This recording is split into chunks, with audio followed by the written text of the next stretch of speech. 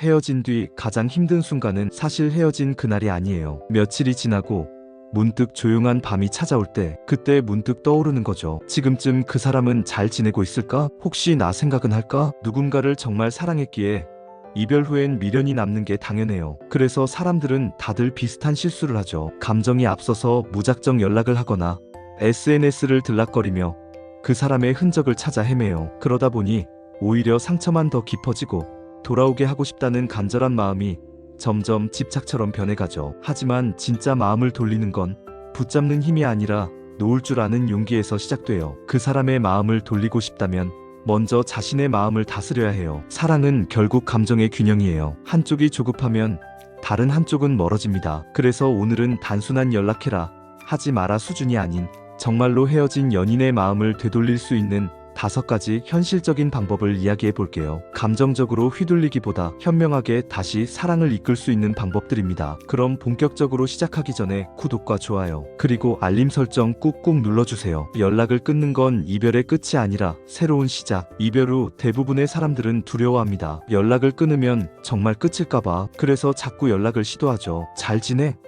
라든가 보고 싶다 같은 말로. 하지만 아이러니하게도 이런 연락이 상대의 마음을 더 멀어지게 만듭니다. 이별 직후의 상대는 감정이 정리되지 않은 상태예요. 당신의 모든 시도는 그 사람에게 압박감으로 느껴질 뿐이에요. 그럴 때는 차라리 공백을 주는 게 훨씬 효과적입니다. 연락을 끊는다는 건 관계를 끊는 게 아니라 그 사람의 마음이 다시 숨 쉴 시간을 주는 거예요. 서로 떨어져 있는 시간 동안 그 사람은 당신이 없을 때의 공허함을 조금씩 느끼게 됩니다. 그때는 귀찮았는데 지금은 조용하니까 오히려 허전하네, 이런 생각이 들기 시작할 때 그제서야 다시 문이 열리기 시작하는 겁니다. 말이 아닌 행동으로 변화 보여주기. 많은 사람들이 헤어진 뒤 이렇게 말하죠. 나 진짜 바뀔게. 하지만 대부분 그 말은 상처받은 순간의 반성일 뿐, 시간이 지나면 다시 예전으로 돌아가요. 그래서 상대는 그 말을 믿지 않습니다. 진짜 변화는 보여주는 것이에요. 예를 들어 예전엔 감정적이었던 사람이 이제는 한 발 물러서서 생각하고 항상 상대에게 의존하던 사람이 이제는 자기 삶을 꾸려가고 있다면 그 모습 자체가 가장 강력한 메시지가 됩니다. 특히 SNS는 보여주기가 아니라 증명하기의 공간이에요. 억지로 잘 지내는 척할 필요는 없어요. 진짜로 삶이 달라지고 있다는 게 느껴지면 그건 상대에게 자연스럽게 전달됩니다. 예전엔 나만 바라보던 사람이었는데 지금은 자기 인생을 살고 있네. 이 깨달음이 생기는 순간 그 사람의 마음은 서서히 흔들리기 시작하죠. 추억을 무기로 쓰되 감정적으로 밀어붙이지 않기. 연락을 완전히 끊고 일정 시간이 지난 후 조심스럽게 다시 다가가고 싶을 때가 올 거예요. 그때 가장 중요한 건 방식이에요. 절대 우리 다시 만나자, 한 번만 기회줘처럼 감정적으로 밀어붙이지 마세요. 그런 말은 상대에게 부담이 될 뿐이에요. 대신 좋았던 기억을 자연스럽게 꺼내는 게 좋아요. 예를 들어 요즘 카페 갔는데 예전에 네가 좋아하던 향이 나더라. 이런 식의 말은 상대의 마음을 무겁게 하지 않아요. 오히려 그 시절의 감정을 가볍게 일깨워줍니다. 사람의 마음은 참 단순해요. 이성적으로는 이제 끝났어라고 생각하면서도 감정은 좋았던 순간을 기억하거든요. 그 기억이 다시 피어날 때 관계는 다시 시작될 수 있습니다. 단, 그 균형을 잘 지켜야 해요. 그리움을 던지되 붙잡는 기운은 절대 보여주지 않는 것. 이게 포인트입니다. 예전의 나와 지금의 나를 분리시켜라. 상대의 마음을 돌리려면 무엇보다 그 사람의 기억 속 예전의 나를 지워야 해요. 그 사람은 지금 당신을 생각할 때 싸우던 모습, 감정적으로 불안하던 모습을 함께 떠올립니다. 그래서 다시 시작하기가 어렵죠. 그 이미지를 바꾸려면 완전히 달라진 지금의 나를 보여줘야 해요. 예전엔 불안해서 상대를 의심했지만 지금은 자기 자신을 믿고 여유롭게 행동하는 사람으로. 예전엔 상대 중심으로 살았지만 이젠 자기 삶에 집중하면서도 따뜻함을 잃지 않은 사람으로. 이렇게 바뀐 모습은 상대에게 새로운 사람처럼 느껴지게 만듭니다. 그리고 바로 그 지점에서 다시 사랑이 시작돼요. 사람은 늘 예전과 달라진 사람에게 호기심을 느끼거든요. 이제는 다시 만나도 다를 것 같다, 그 생각이 들 때